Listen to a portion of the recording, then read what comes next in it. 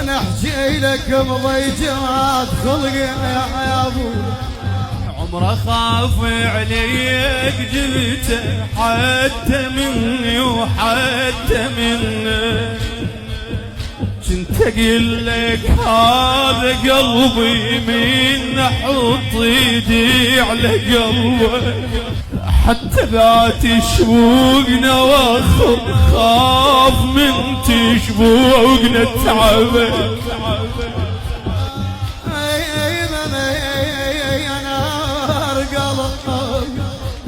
انت قلت لي هواي احبك لو تحبني هواي ترجع